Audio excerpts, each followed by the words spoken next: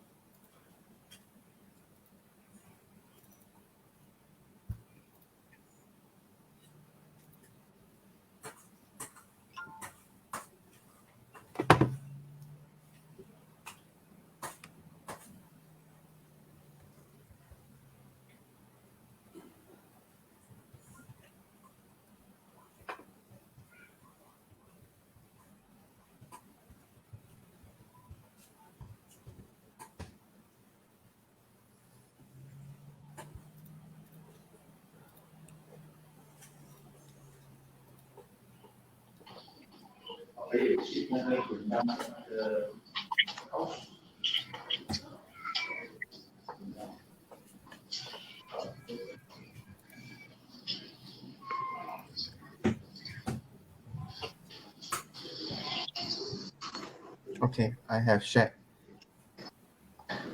Okay, hello. Thanks. Hello, everyone. Welcome again to Yeah. Borak Borak Baba Nyonya. Episode 6. Yes. Maybe you want to give another 2 minutes for the audience to come in. For my side, currently there are just a few only.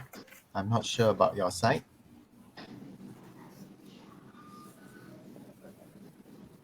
Hello, everyone. Japa, boy.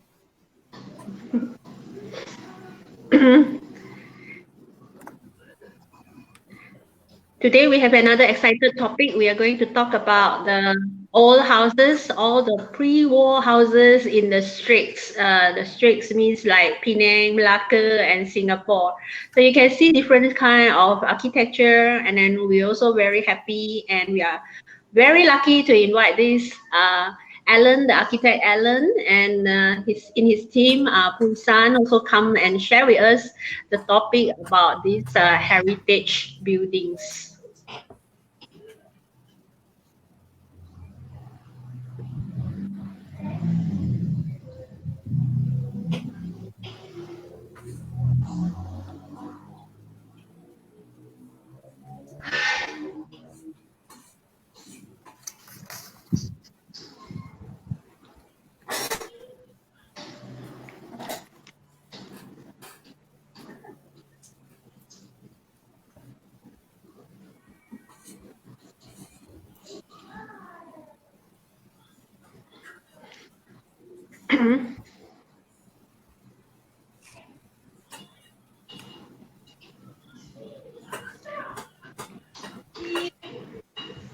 Aiden, are you excited about this Borak Borak? Yes, it has already been 6 episodes that we we we we put this in Facebook Live. 6 episodes already. So Yeah. from what do you call that? The Peranakan cuisine. Some of the rare dishes that that bring us back to down the memory lane, and also the Peranakan, the baju, baju kebaya. Now we are going to talk about the architecture of the Baba Nyonya house.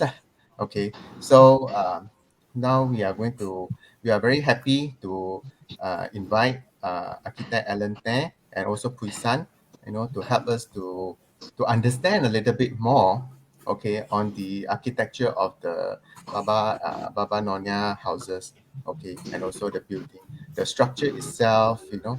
I know some of you who actually stayed in that type of houses before. I believe it will bring you down to uh, the memory lane. A lot of memories about your grandparents or great grandparents or even your great great grandparents. Yeah. So I'll pass the baton to Alan and Puisan. Okay. So are we ready to start, Yeah, yeah, yeah. guys? Okay. Good evening, everyone. My name is Alan Tay. I'm a practicing architect. I set up my firm, Atelier Alan Tay Architect, in about 15 years ago in KL. Originally, I'm from Bukit Mertajam, Penang. I grew up there until high school. And after that, I finished my high school. Then I furthered my study in Australia to pursue my architecture degrees. After which I came back and then I practiced in KL. I've got my license and then settled down and started my practice in KL in 2005. And I also have a branch in Penang. So I do frequently come back for work as well as visiting my parents in BM, parents and relatives. Today, we actually prepare a very simple, quite concise compilation of some of the most beautiful Baba Nyonya architecture and interiors from various parts of the so-called the Straits settlement from Malaya. With the help of my assistant Puisan and also another assistant Wakit who couldn't make it today. Puisan is still pursuing her masters and she's currently our intern. And we will start immediately for this sharing. So Yep. I would not claim that we are expert in this type of architecture, but as a practicing architect and who has some general knowledge about heritage architecture from especially Georgetown, we would be able to decipher and also interpret some of the beautiful this intrinsic architecture from this Baba Nyonya tradition. Okay, so we shall start immediately after this. Okay, basically, a lot of people heard about Baba or Nyonya, but there are also other terms related to so-called the different Chinese from the old Malayan time. So basically, if talking about Baba Nyonya, I think immediately people will relate that to this Peranakan. Okay, these are all born locally. They are not migrants from China. Of course, there's also another so-called group called Straits Chinese. Okay, so Right. Straits Chinese are Chinese who were born in the Straits settlement, basically still keeping the Chinese identity, but still have a lot of kinship and so-called relationship with the so-called the mainland China. Okay, but Peranakan is more of a locally born and also have a more so-called the unique identity of this Baba Nyonya culture. And then you have this Straits-born Chinese. Then further down is Baba Nyonya, which is Baba refers to in the Middle Eastern terms is actually called father or grandfather or vulnerable man. These are the so-called the synonyms. And then when we mention about Nyonya, is of course is more of the feminine name, which is actually the word came from the so-called the Nona, the word Dutch Nona. Yeah. No. If you look at all these different groups of so-called community, basically we can classify them as Baba Nyonya as a subset of Straits Chinese, while the Straits Chinese plus the Baba is a subset of so-called the straight-born Chinese.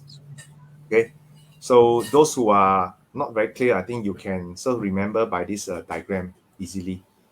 Okay, of course, Baba Nyonya also have a lot of so-called intermarriage between Chinese with in Kedah you have the Chinese and Thai intermarriage, and then also with Malay, of course.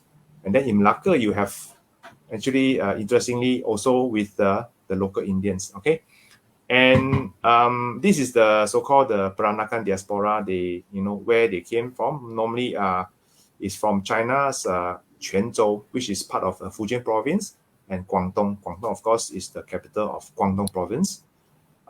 They came down to the southern islands or Nanyang, southern seas, and many of them settled down within this few geographical region. Okay, spread over Malaya, southern Thailand, Indonesia as well.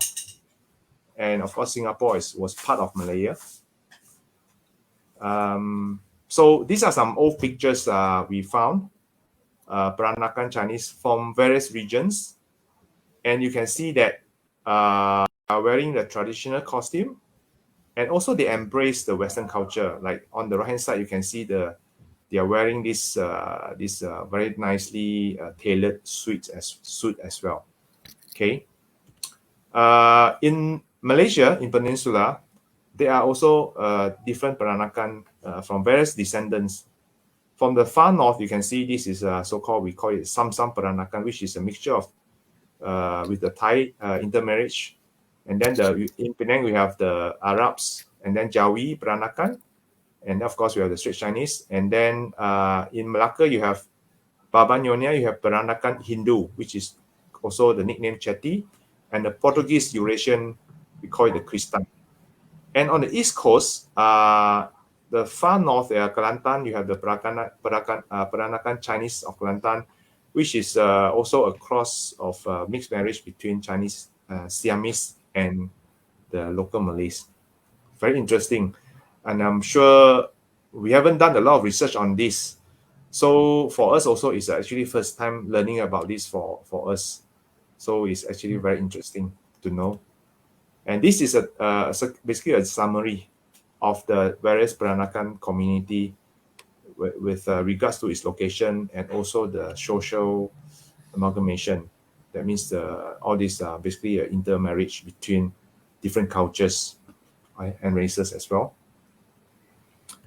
And then, okay, so we'll go straight to the so-called the architecture. Of course, the Peranakan architecture has its roots in this so-called the shop houses, which is very unique architecture heritage of Malaya, and also other parts of Southeast Asia. Like if you travel to places, different part of Indonesia, even Bangkok, the Chinatown area, you can see this typology as well. Basically, it's we call it the shop houses lah. And then there are various important component. Obviously, the first one, you can, as you reach the place, as you enter, you see a 5-foot way, the Gorkaki. Gorkaki is so-called the space on the ground floor of the shop houses, which belongs to the owner of these shop houses, but is part of this so-called the public area of the building.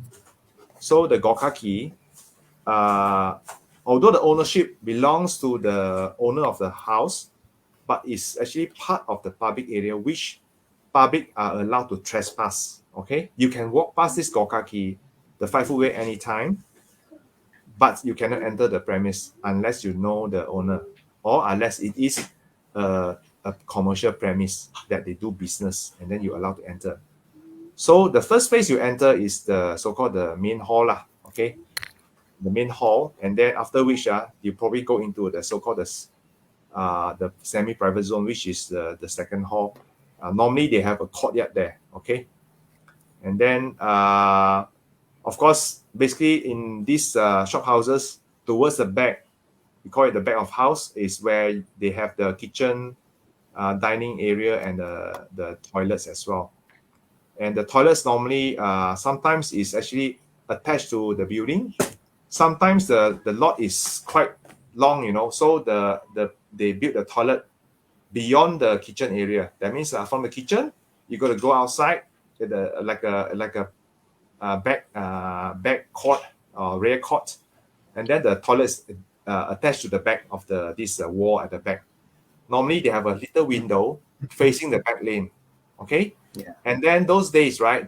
This so-called this unique kitchen, this unique toilet, they are detached from the building and is elevated from the ground. So you have to climb a few steps to enter the toilet. Right. And once the business is done, right? There's actually, there's a little collection pail there, and this is where the so-called the sanitation service will come. Normally, they will come and pick it up in the wee hours in the morning, and then they collect it, and then they use it. Those days, olden days, they use it as a baja, this fertilizer Right. for farming. Fertilizer. Yeah, and as of course, normally these shop houses is 2-story, so in height. So from the internal courtyard, one can use a staircase to climb up to the upper floor. And I remember also, because although I'm not a Baba Nyonya from Baba Nyonya descendants, I remember I used to visit one of my auntie who has shops. She married my uncle, and then they own old shop houses in Bukit Mertajam Main Street, Tuake. And then the staircase was very steep. It's not the normal staircase you would climb in your terrace house. Being an architect, we know the bylaw. The bylaw has a certain prescription, like the staircase must be a certain height and length, so that people can go up and down comfortably. Those days, the stairs was really steep. So I remember I had to climb up. Coming down is a challenge because it's very steep. So if you're not careful enough, you may trip and fall down. Okay. So normally once you go up this staircase, there's a corridor that leads you to the front of the building or towards the back. Of course, the upper floor normally consists of bedrooms lah. And then normally there's along this corridor, you have a peep down to the area in the middle forecourt there. You can see in this diagram. And these houses were actually constructed using brick. Those days, there was no concrete yet. There was no steel bar. So that's why the limit of the building is 3-story. Of course, some of the richer family can afford to build a 3-story mansion using brick, still okay.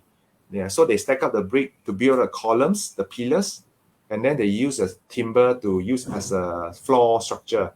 And then this is how they construct. So all the walls are using brick to stack up without any concrete. So therefore, those days, right, the limit of this material is actually you can build up to maximum of 3-story for the safety issue. You cannot build 4 or 5-story because the brick will crumble, and there's also the safety issue lah. And of course, the roof structure also using timber, and then they use the terracotta tiles as a roof coverings as a material. Okay, so these are the basic, so-called the traditional shop house you can find in Penang, Melaka, as far as Singapore as well. Okay, and Alan, is there any differences between among the three Straits colonial, like for example Penang, Malacca, and Singapore? The structure and the architecture of the building, are they the same? Basically the same, right? There's not basically much the same. differences, right? But if you go to Malacca, if you go to Jonker Street, Hirin Street, Hirin is actually a Dutch name. Okay, if you go to Hirin Street, you can find those shop houses. The Gorkaki is not continuous. Okay, which means that in front there's a pillars, and then there's a wall dividing the units from the neighboring lot. So in Hirin Street in Melaka, if you walk along the Gorkaki, you cannot go through the next door one. Some of them actually are dividing the units. But the British, okay, because Penang was solely colonized by the British, not by the Dutch. So Penang and Singapore, the Gorkaki is continuous. Okay, but of course, Melaka, other parts of Melaka, which is a later part, which was built by the British, has this similar typology, but only in Hirin Street. That's a very unique part of Melaka because Melaka has a Dutch, was a Portuguese colony as well as a Dutch colony. Yeah. So that I think is a differentiate the Melacan shop houses from other parts of the Straits settlement. And the windows profile also different. I think the Melaka one, there's normally only a gable, so-called a window at the first floor, the older style lah. Compared to the colonial time, the Straits one, the Penang Straits and Singapore one, they has more windows up in the first floor. So next time you will take a walk, you will have a chance to visit Melaka, go to Heritage Street, and you will be able to find the difference. Actually, I took some photos, but I forgot to load it up tonight. It's okay. I think from my description, everyone should know. And if you have a chance to visit Melaka, go and have a look at the Heritage Street one. That one will be I would say the Dutch influence in these shop houses. Okay, and this is a nice illustration published by this Georgetown Heritage Incorporated, which is shortly after the UNESCO listing.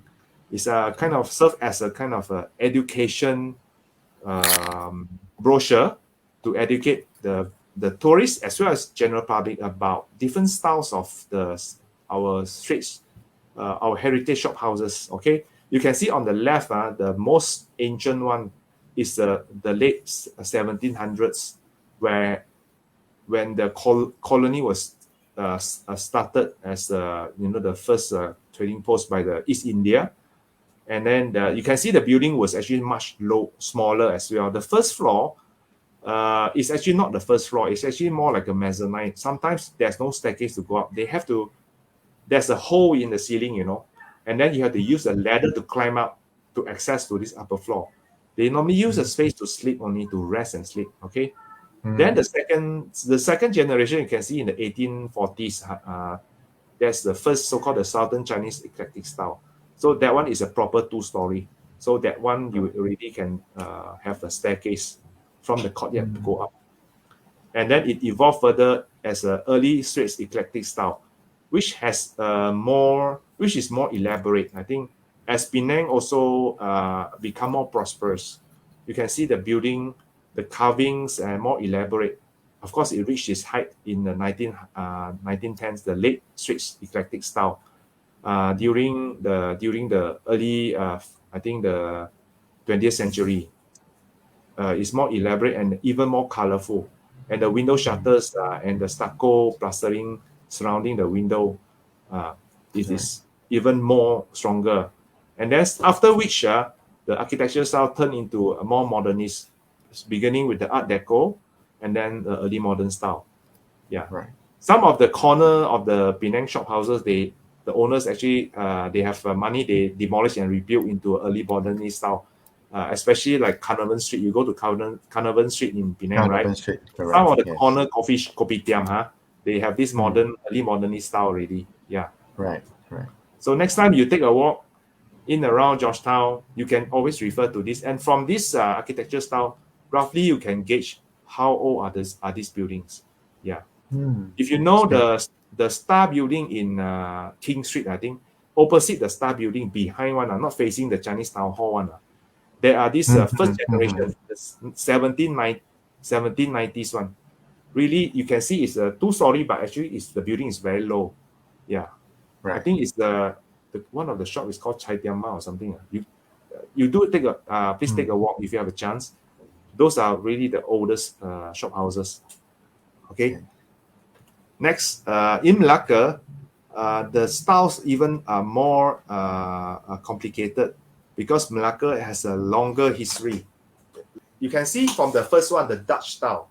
That's why I'm talking about. The Heritage Street has this building, which is very apparent in the Heritage Street there. Okay, which is actually the Dutch. I think maybe they are more kiam siap lah. The shop houses are only one window, upper floor. You can see. Maybe the Dutch are more kiam siap lah. I don't know how they design. Okay, then maybe they follow the Dutch architecture. Yeah, maybe yeah. But in Amsterdam, the buildings are much taller and narrow as well. But they have a gable wall. Yeah. But maybe it's those days up there. Maybe they store goods lah. So it's not for living. I'm not sure. So they open a window, right? Some of the window actually is a full height. So once they open, they can hang things out and hot the things up to the upper floor. That's my guess. So that one, I think more research need to be done to be conducted for this. So another story to be shared one day, maybe in the future. So you can see the different evolution, but generally following in the same period, I think in the 1800s onwards, which is very similar to Penang. And I'm sure, I think those days, right, the skilled workers building these buildings, they may be finding work from, from Penang to Melaka, and even they have to, maybe they will call upon to build some buildings in Singapore as well. So that's why all these skilled workers, right, they're good in stucco, plastering, carpentry work, right? So that's why I think the sharing of the general knowledge of this is actually spread over different settlements, and therefore the styles are similar in terms of methods of construction. But generally, I think through my own observation, the Melakan style, the front wall elevation is more elaborate.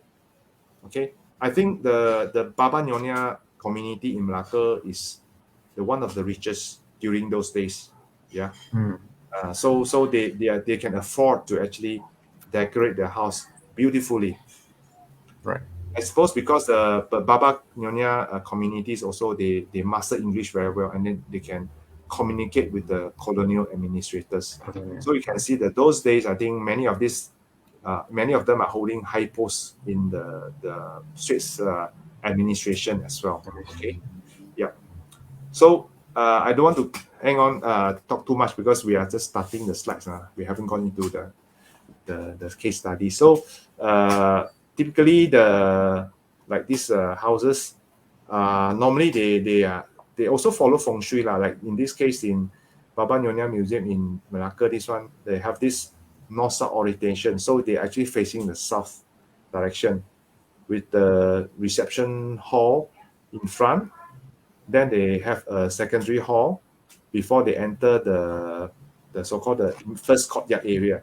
The first courtyard is actually served like a family hall or family living space for the family. Okay, and this area they have a ancestral hall, so they actually they also pray ancestors. Even though they have this inherit the different culture elements and culture traditions, but they still generally practice a Chinese cultural practice, such as prayers of ancestors.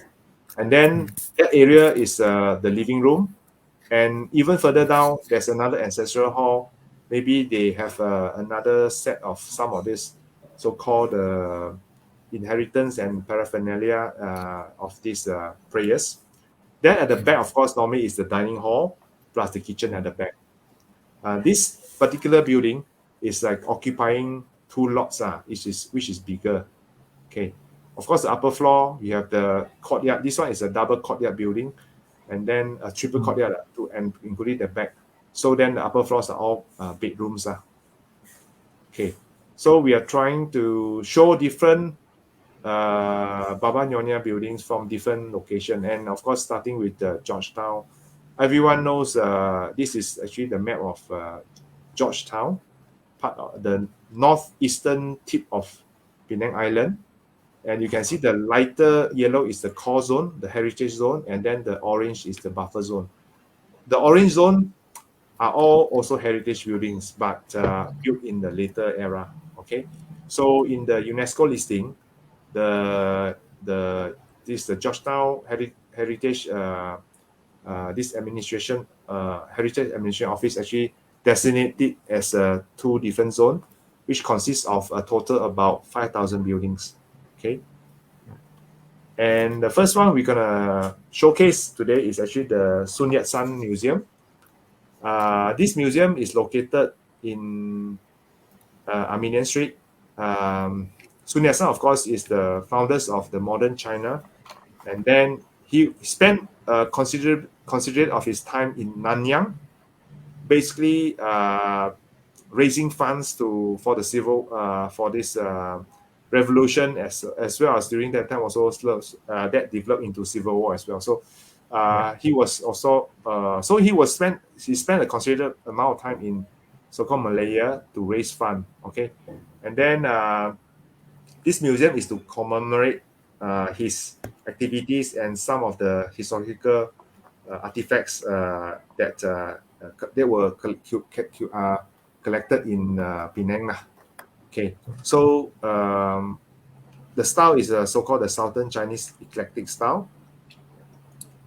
And there are some so-called old photos as well, showing the what happened during the revolutionary period. Okay, so it's now become an exhibition area. The second hall is actually the so-called another exhibition area. So again, following the typical shophouse typology from the 5 footway, you enter in the main hall. All this, the main door definitely is in the middle. Okay, all the shop houses. The Chinese saying that 周廊对不对光明正大嘛, so they have to be in the middle, cannot be Cantonese say 拐拐兮兮 lah. They have to be in the middle. So then the windows on both sides. But as you enter the middle, normally there's a hall in the the front hall, and then the doors there are doors on both sides. Okay, there's also some feng shui beliefs. So the door, the main door and the secondary door will not be mui tui mui lah, so that the door will not face each other. They were saying that maybe feng shui wise is not so good. Okay, and also I suppose it's because of privacy also, because right, when you walk past this main door, the gokaki, the corridor, if you look inside this main hall, right, if there's an opening in the center as well, you can straight away see straight into the family hall inside in the courtyard, and then the privacy is not so good lah. So therefore, if you skew the angle, that means the doors are on sides. So as you walk past, you look in, you cannot see directly into the courtyard space, which is the family area. Okay, so in a way, it keeps the privacy. Yeah, so there are many reasons. Some may say it's feng shui, some because privacy. To me, it's also privacy, and also in the same time, it's also I would say create a different spatial experience. So you don't have a straight enter this hall, then the door on both sides, right? Normally there's a so-called a prayer hall, or so-called not prayer hall. There's a little desk, and then that is also the main entrance, the so-called the frontage of the living space. Okay, the front hall face for the guests. So in a way, it's more presentable. It's more also welcoming as well, rather than have a door, because the first door you enter is supposed to be facing a wall or somebody sitting there greeting you also, right? Yeah. Right. Then you go to the second space. Yeah. Yeah, Alan, there's a question from the audience. What is the dark room for? Dark room, Dark room is the second space, I think. It's like before you enter to family, maybe they serve it as a buffer zone, and also maybe it's I'm not actually it's open for discussion. Maybe some of the Baba Nyonya audience here can share their experience living there. Maybe how their grandparents use that space for. But I think what is it called in Hokkien? Dark room. Sounds like ampang. Yeah, I feel like it's ampang. Ampang, like this dark hall the intermediate hall, because sometimes like the front is a reception, the back is already the family, so it's only divided by a door. See, but if you have another dark hall, it create a distance. So sometimes private matters, the privacy, there's another layer of buffer between the reception and the family area behind. Right. Because I think if they want to keep the privacy, with the dark room, I think it's better lah. Yeah. In Malay, it's called Tia Gelap. Because last time Tia Gelap, yeah. Because last time during the old time, the female cannot enter to the reception hall, right? So the female or the girls will gather in the Tia Gelap and peep outside lah. Look at who's coming. Especially when they have this 相亲相台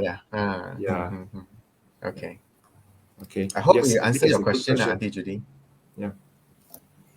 Okay. So as we enter the so-called the first courtyard area, then this is normally where the normal daily life of the family will take place, where the family will spend their time together there. And this courtyard serves as a breathing space because in a courtyard shop houses scenario, if without this, I think you don't have any view at all. With some greenery, normally they will have some indoor plants, and then the breeze coming from the top, because the first floor, they have the ground and first floor, the wall is quite tall, right? So when the wind blows, it catches the wind, and then the wind will come down into this courtyard and cool down the building. Yeah. So these shop houses has a lot of wisdom when they build this. It's really environmental responsive. And you can see the shop house plan on the right hand side. You can see all the courtyard are located, more or less the same location as their neighbors as well. Okay, so they're also not blocking each other. Okay, so the courtyard, they call it Chimchen, right? Chimchen, yes. Yeah. Yes. Because I also understand that the build out of this airwell to have this is to encourage airflow. Yes. It's part of the feng shui, because I understand from some of the older generations. They say that it represents the southeast, the northwest southeast. This thing, so that when it rains, the water will flow down into. They actually create a well, not a well, actually a pond or something like that, to takong the air, so that it means to bring the luck in, to bring the prosperity in. Okay. That's what I understand from the older generation. Yeah. So this space is normally filled with a lot of very elaborate furnitures passed on from generations, and normally they hang a lot of photos of the family and the ancestors and all that, in this space. Yeah. Of course, this is more a private part of the family, while the front is more formal. This one has a lot of so-called the family elements in there. The front hall is maybe the house owner would meet and greet the guests. So it has a formal sort of frontage, and they bring, they take all these family matters at the back. So this is more like a homely space you can see from the photos. And this is Family where also the staircase would lead up to the bedrooms upstairs. Yeah. And then towards the back is the so-called the zhao ka already, the kitchen. Zhao ka, of course, normally these stove are constructed using cement, red cement. I remember my grandparents' house in the BM, the Kampong house also is actually similar. It's a zhao ka, it's a red cement. So it's a normal cement, but they have another layer of red cement to actually plaster it up. And then normally it's using a wood fire for cooking. Yes. Yeah. And then they have a zhao gong also. Normally they pray the zhao gong, the god of what they call it. Yeah. God of kitchen. Kitchen. Yeah. Okay. God So kitchen, then, and then of course the last space of furthest to the back is normally the toilet area. And then I think the shop houses here, I think the shower area is different, is separate from the toilet one. Okay. Normally the shower, they have a little so-called the water retention pond, so that they can collect the water and take shower. Right. Yeah. And then we used to get shower there. Yeah. Sometimes you can find a well as well, traditional well inside this the last courtyard area. If they sometimes they drill and get build a well there. Okay, of course, kitchen is where normally the nyonya would be there, and then they for the cooking and things. So they see the stove is very huge, because from the Baba Nyonya cuisine, it is a very meticulous way of cooking. So they need a lot of fireplace. It cannot be just single stove. Yes, multiple stove. So they have the curry, they have this other dishes cooking at the same time. So you can see this elaborate kitchen area. Okay. They also Then have the going, what that the ang to collect all the waters for cooking and all this thing. Yeah. And washing. Yeah.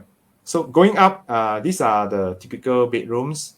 So they use air well to ventilate the bedrooms as well. So for master bedroom, normally is on the first one, facing the main road, and then the second and third on so on and so forth, all open to internal air well. So it's also very environmental responsive. And then on the master bedroom, normally they have a special feature there. They call it the peeping hole lah. The holes at the bedroom, where the owner sometimes can monitor the guests looking down towards through these peepholes, which is a very interesting element in this. Maybe they want to listen to some secret or the girls, or maybe the girls are looking at the future husband. Maybe they when they come for proposal, marriage proposal. Right. Yeah. And then at the back, sometimes they have this open terrace, so this is where they dry their clothes. Yeah. Okay. I need to move faster because we are slightly behind time. So if you notice also, some of these shop houses have this elaborate gable end, we call it. It's based on the feng shui, the 金木水火土, the 5 elements. So some of the owners say maybe they check with the feng shui master, and then they belong to certain elements, right? Then they'll build according to that gable. So if you take a walk in around Georgetown, you can also find some the shape is like fire, some is like water, and some is wood. Wood is actually pointed out, so it's shaped like a timber sticking out from the ground. Yeah, which is very unique. And then the front also, there's a lot of ornaments. These are all, some are wood carving, some are stucco. Stucco means that it's made of plaster.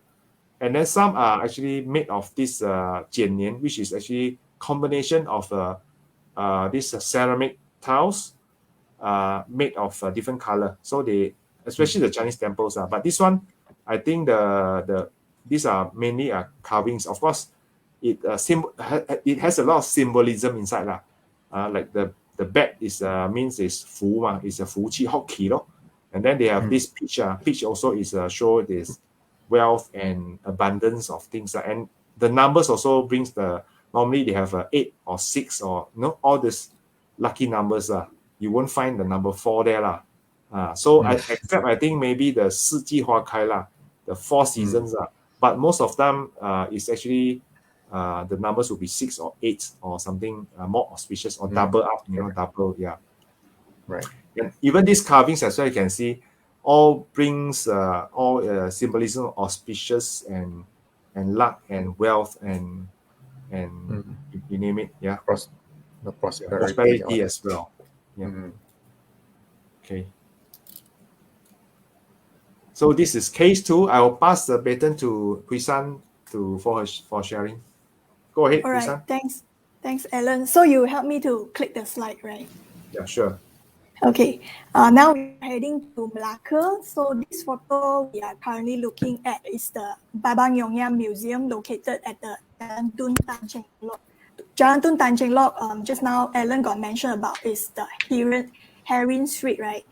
The street is very well known as a Peranakan street of Peranakan families. So, but this building is one of the most significant one. That's why we put it in this slide. And then it's consist of 3 units, double story. Originally, it's the owner of this house is Baba Chan Cheng Siu. I think most of the Baba Nyonya people, I think they heard about this name lah. It's quite famous. In the past, the normal people they call him Tauge Chemi Master. He worked as a planter one, and with also in the past why got echo one? Okay. Then similar to the case of Sun Yat-sen Museum as well, the Peranakan townhouses normally they will have they are associated with the cultural attributes to the Fujian province regarding to their spatial arrangement. So we can see the traditional courtyard dwelling in Fujian, China. The spatial arrangement actually has implication and high factor to the forming of the arrangement of the shop houses here. But because of the land constraint, right? So we only can go long and narrow. But in Fujian, they can go horizontally and vertically. So as we can see that if the family are richer, right, then the courtyard is more. So if normal people, they will only have one courtyard. But for this case, is more richer people, they will have two or more courtyard in their house.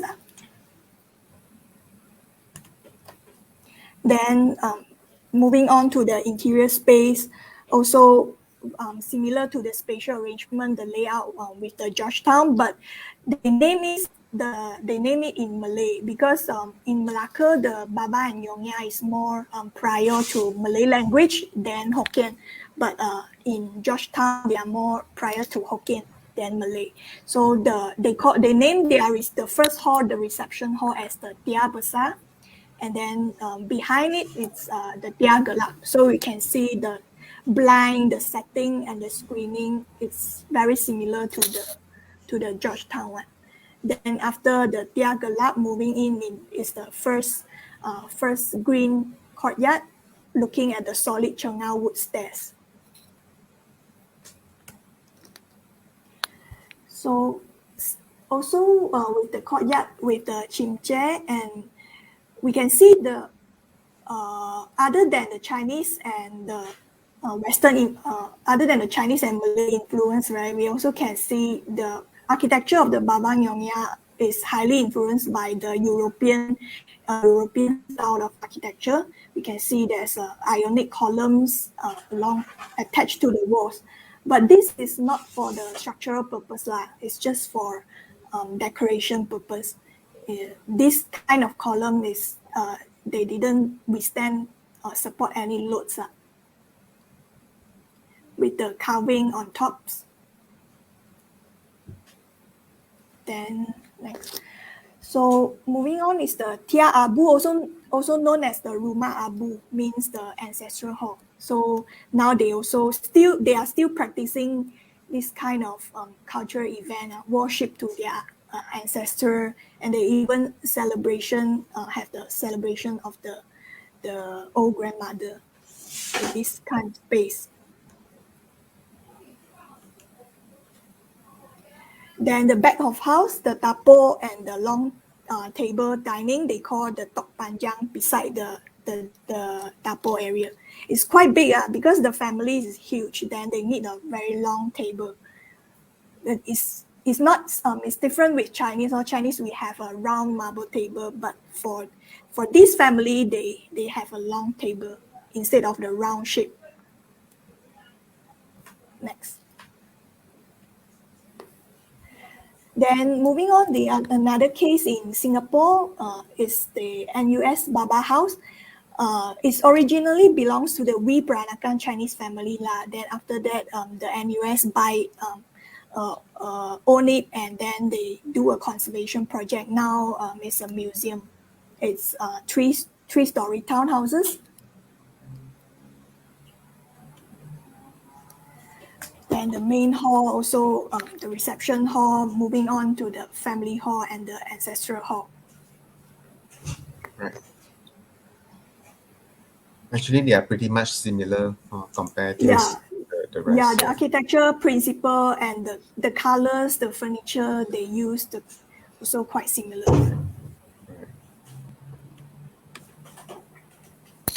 Then the bedroom and the main bridal chamber. This bridal chamber is very grand and elaborate with all the heavy and nice crafted furniture. Later we will show.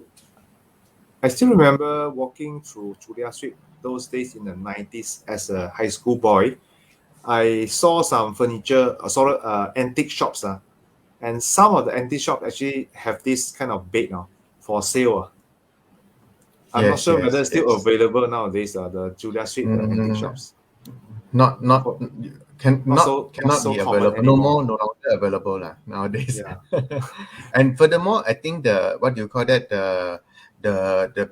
bridal bed are very small. They are not queen size, because last time previously the people they are very small size.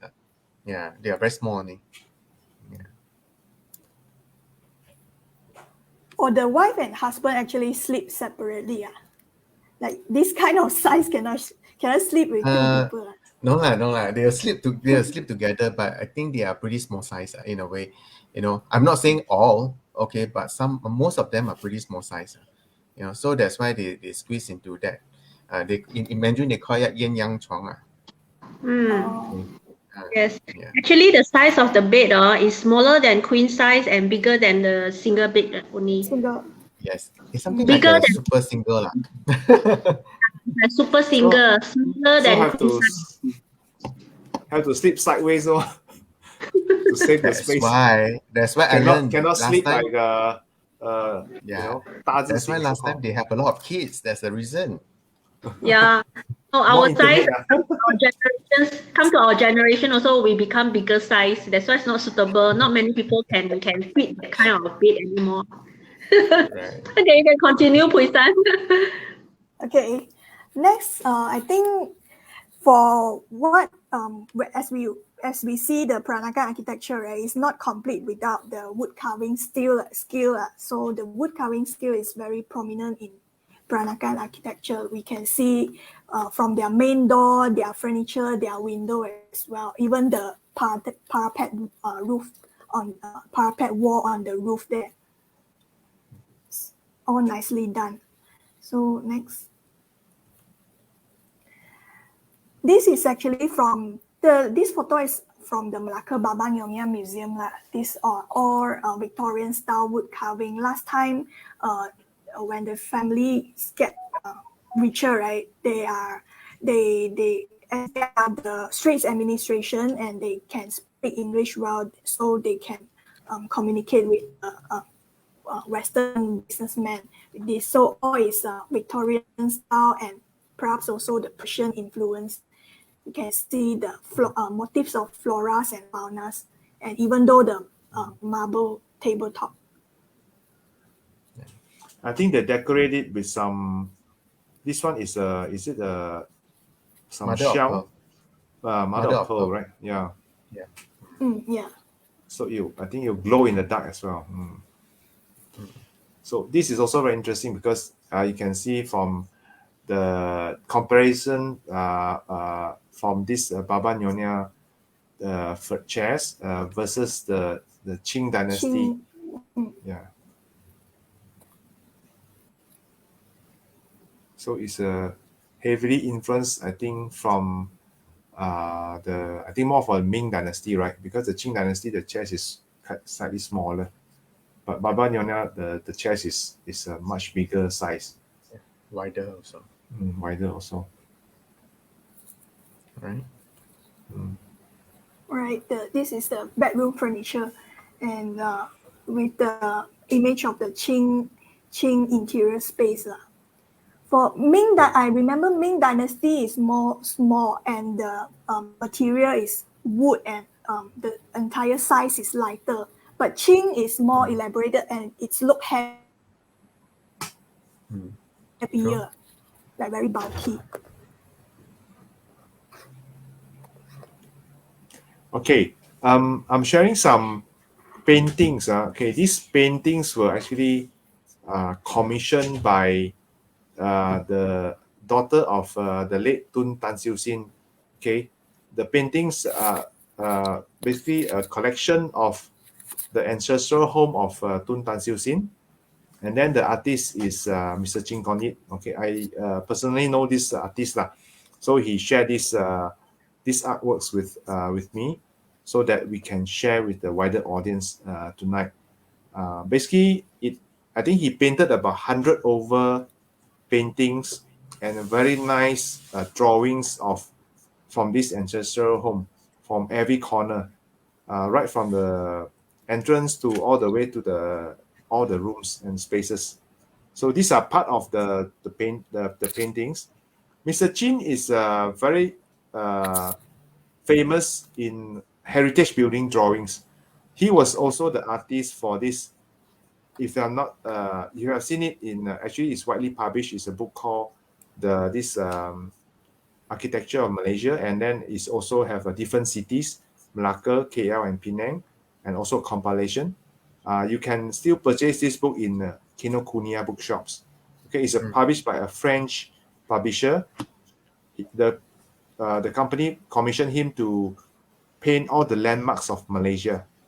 Yeah, so this one was a particular commission work by the late Tun Tan Siew Sin's daughter lah. So his drawing is very meticulous. Basically, it's using mixed media, pencil sketch with the watercolor,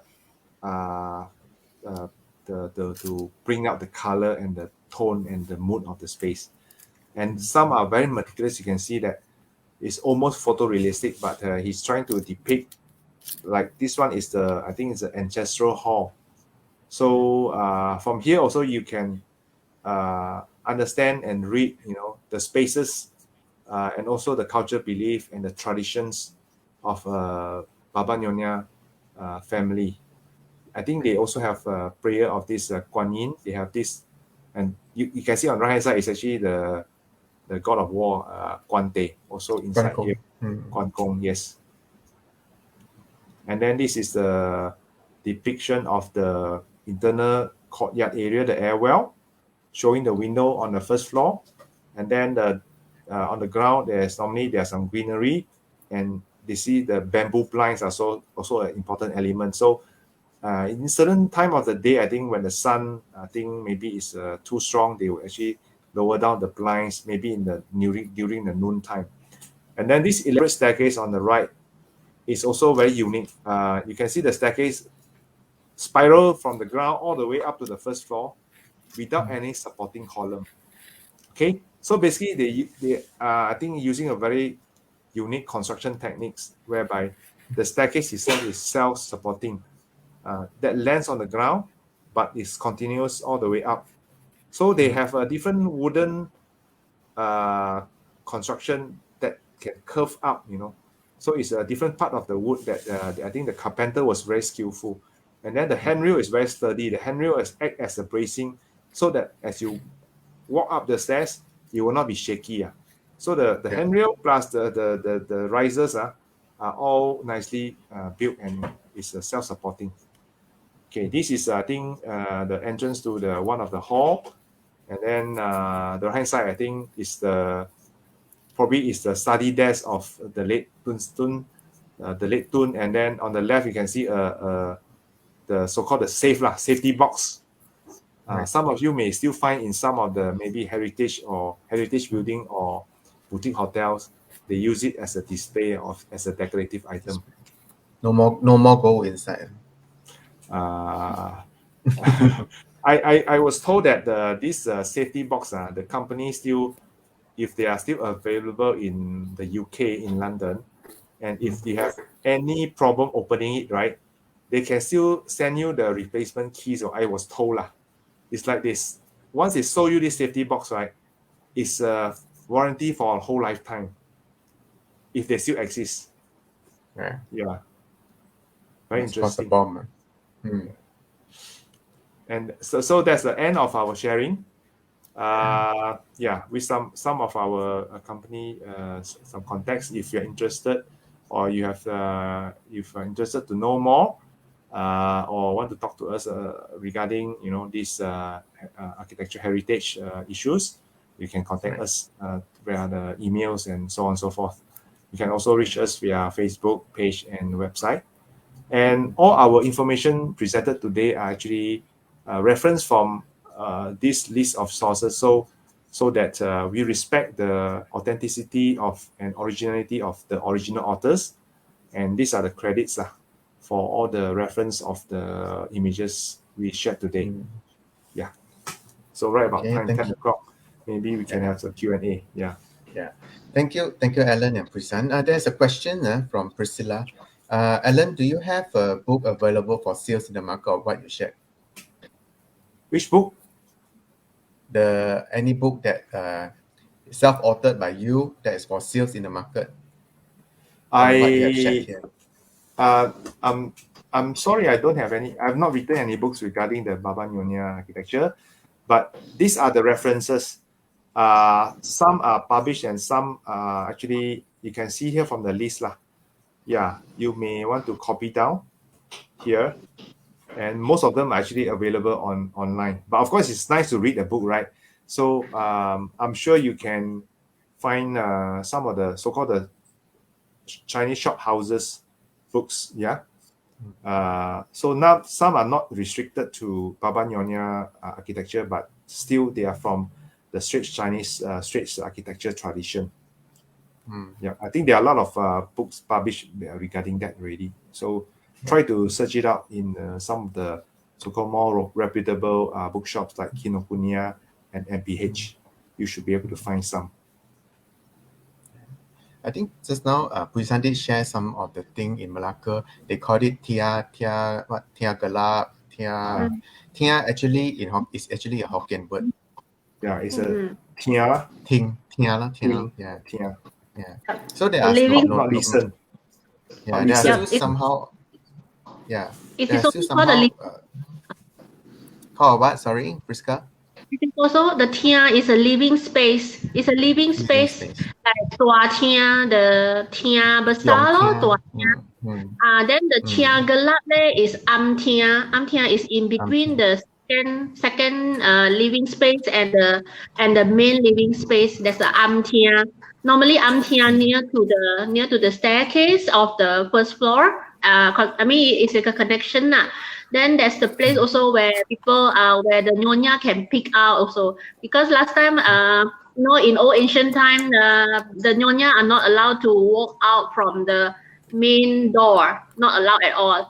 So they don't even allow to walk out from the second living space. So that is why the amtia exists as well. Then only you enter into the chimche. Then after chimche, then the dining area. Then after dining area, only the kitchen. After kitchen, go further down will be another chimche or a small garden. You can see the what you call the well. Then after the well, only you can see the toilets. Right. Yeah. Yeah. I think for Prisca, I think for myself also, last time my great grandparents' house, they also something like that, but maybe they are shorter lah, not that long, So Alan, there's one question, that's my question. They say that Gorkaki. Is it why they call it Gorkaki? Because it's 5 foot way, right? Yeah. So last time I understand from someone saying that last time during the British time, right? Okay, they don't measure the house by width.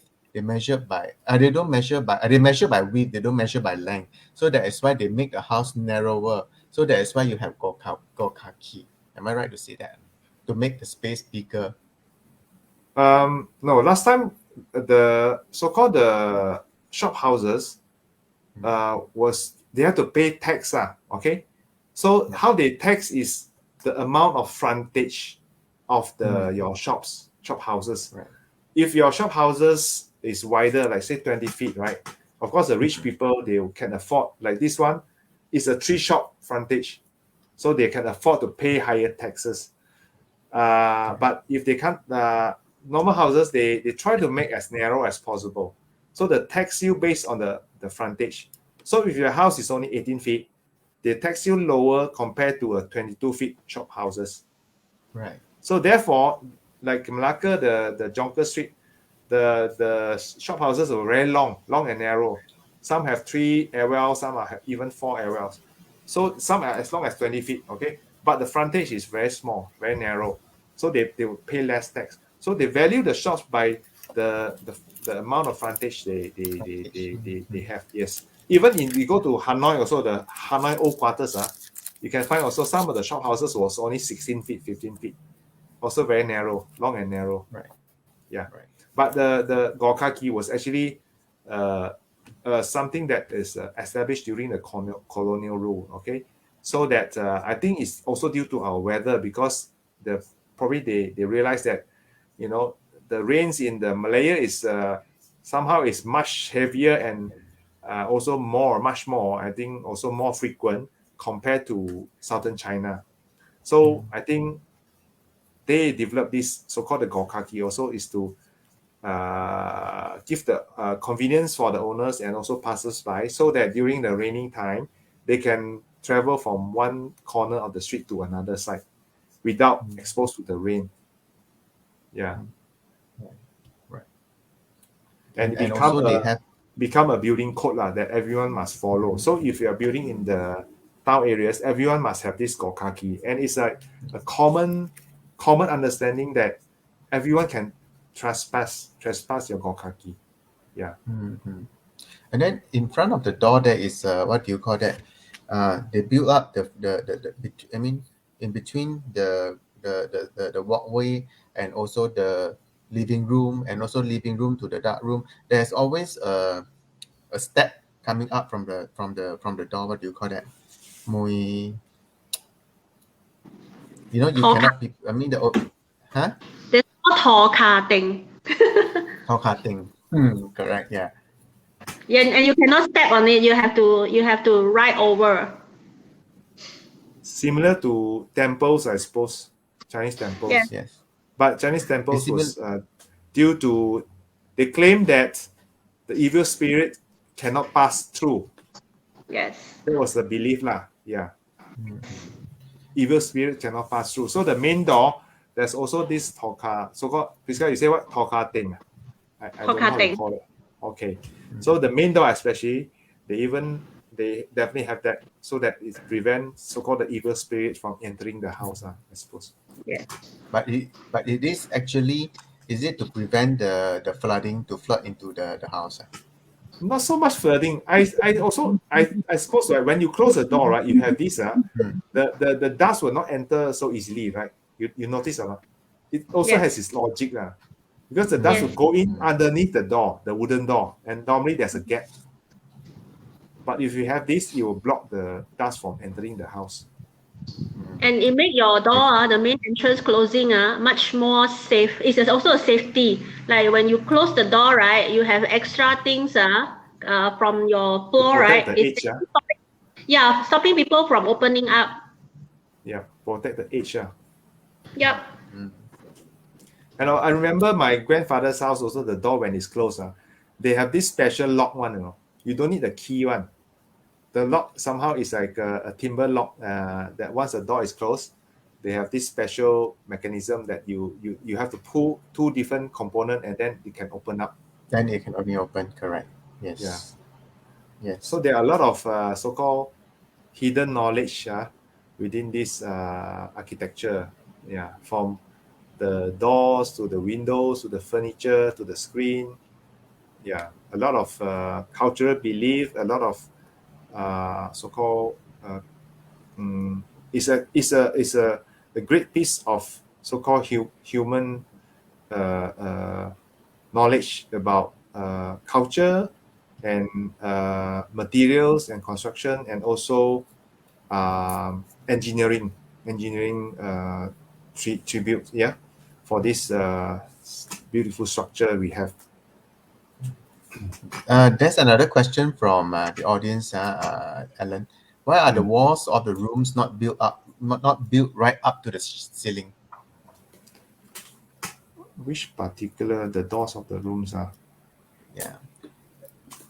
Normally the rooms upstairs are separate by like the upper floors. Normally the walls are built all the way. So I'm not sure what you meant by the walls are not built up to the ceiling. Because I understand this question also. Last time, the old house that I stay, I remember the wall, they are not built up. Something like my godmother's house, right? The wall in the room, they are not built up from the ground to the ceiling. It's basically on top Timber. of it there is it's timber, but on top of it is actually empty one, nothing one. Is it for air ventilation? Yes. Yeah. You can see here the airway on the first floor, right? The window shutters, right? Above the window shutters, this one, of course, is from a rich family. So they can afford to have glass because glass is really an exotic material. So probably they would have imported the glass from Europe. So in this case, they have a glass window on top of the timber shutters, which emit natural light into the space. And above that, normally there's this timber, maybe there's some timber screens to allow ventilation. Okay, so if it's not fully enclosed, I think it's still sufficient to actually allow ventilation because the roof eaves overhang will protect the rain from going into the first floor space anyway. Yeah. Right. And also because the building is like 2-story, the structure up there is supported by timber. You can see here below, these are all the timber, so-called, I would say it's a timber rafter lah. So it's actually supporting the first floor construction. So normally the first floor is a mixture of brick as well as timber. So it's lighter in construction. The ground floor they can afford to have brick wall because it sits on the ground. It's more solid. And of course, the both party walls are separating the house from the neighbors. The party walls definitely built of brick because of to protect from fire, spreading of fire. But the first floor, most of the bedrooms wall looking into the courtyard, they're using timber. So it's lighter construction. Yeah, because you see, there's no columns underneath, The span of the structure from wall to wall is using the timber rafter sitting from one side of the wall to another side without any columns at all.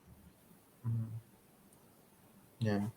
So that's why nowadays, right, all those houses, if they want to turn it into retail or restaurants or cafe, right, a lot of restriction is being set by the heritage group. You cannot simply do renovation and all these things because it might, temper the original structure of the building. Yeah. So it's not easy. In Penang, I believe, right, a lot of cafe and restaurants, they are situated in the heritage area, right? Some of it they just leave it as it is. They don't simply renovate it. Even if you go up to the the first floor, right? They have tables on it, but there are certain what do you call that? Private dining. Okay, in between, you can see the top itself actually is empty. It's just a plank of wood that to segregate from room to rooms. Okay. So any other questions from the audience to Alan and Pusan?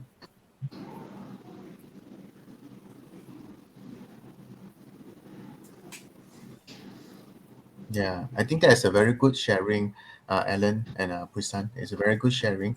Of course, if you want to go in depth, right, they definitely will take days to go in depth. Yes.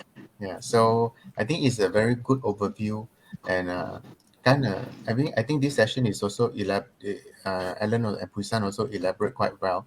Okay, on the architecture of the Peranakan building. So again, if there's no more question from the audience, I think we would like to end this session. Thank you, Alan and Pusan, for joining us this evening. Welcome. Yeah, my pleasure. Thank you very much for joining us. Thank you. Okay, thank you. We'll see all of you again next 2 weeks. Next 2 weeks, we're going to talk about Nyonya dessert. Okay, so Nyonya dessert, something sweet. So maybe during the session, you all want to prepare some sweets, some dessert to makan and watch us. Okay. Okay, thank you everybody. Thank you everyone. Bye. Thank you. Thank you. Yeah.